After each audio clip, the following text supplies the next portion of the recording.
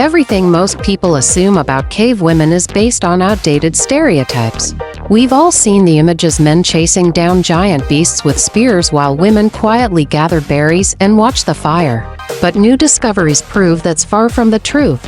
Prehistoric women were hunters, toolmakers, and even spiritual figures. They weren't background characters in humanity's story, they were equal players in survival. For decades, we were taught the oversimplified idea of man the hunter and woman the gatherer.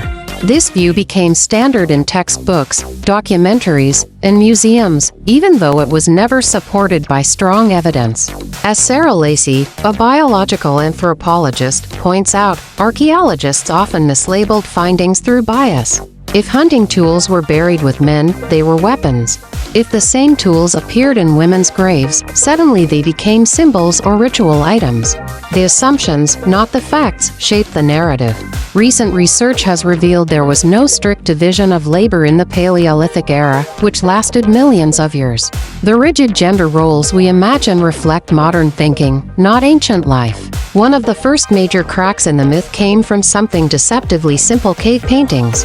Dean Snow, an archaeologist, studied hand stencils in caves across Europe and discovered that most were made by women. This evidence alone upended decades of assumptions about who created early art. But the story goes deeper. Graves dating back over 30,000 years have revealed women buried with weapons: spear tips, knives, and hunting gear identical to those found with men.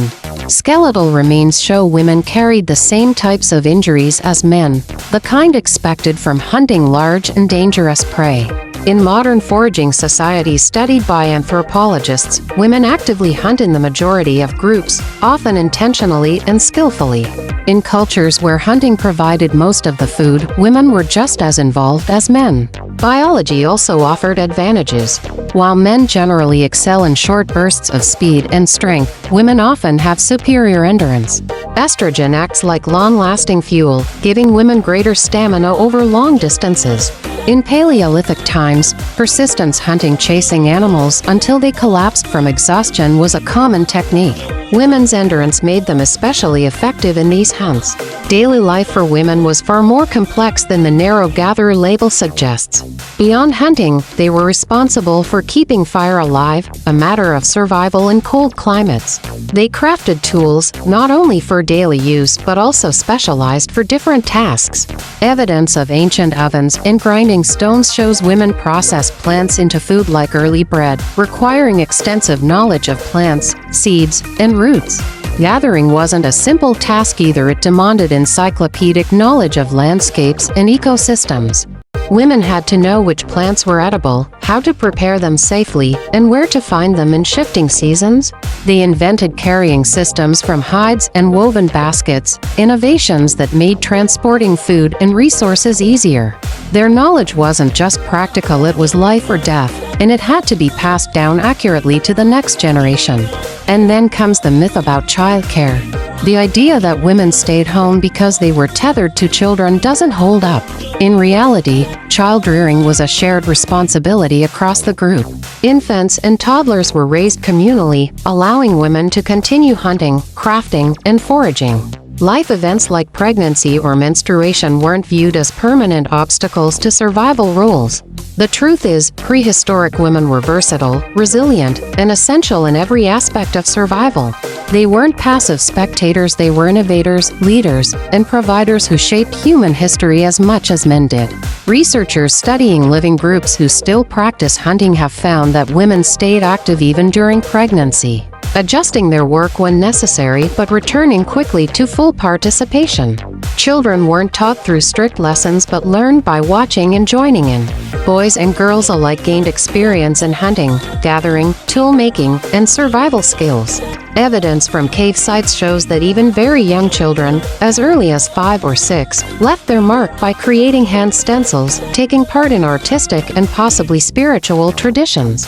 Cave art reveals even more. Those handprints weren't just men's, many belonged to women, who may have been the main creators of the striking animal paintings we still admire today. Some researchers believe this means women may have held greater influence in their communities than previously assumed. They also often took on spiritual roles.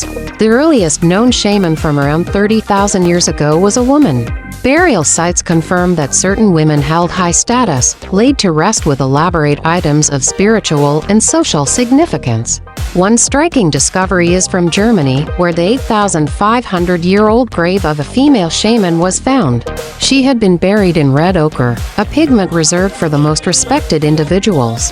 Her grave contained a headdress made of deer antlers, pendants of boar teeth, and ornaments from the bones of animals such as cranes and tortoises.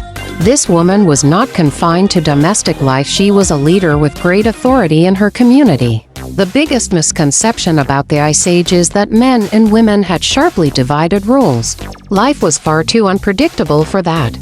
Small groups depended on everyone being flexible. Hunting could involve men and women together. Gathering food was often a communal task. Toolmaking, caring for children, and spiritual practices were shared responsibilities. Strict separation of roles was impractical in such harsh conditions. So when did inequality take hold? It came with farming.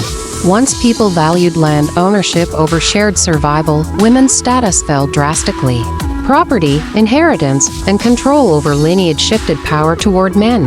Archaeological evidence shows that after the rise of agriculture, women's remains reveal greater stress, poorer health, and more disease than before. Farming reshaped society, and women paid the price.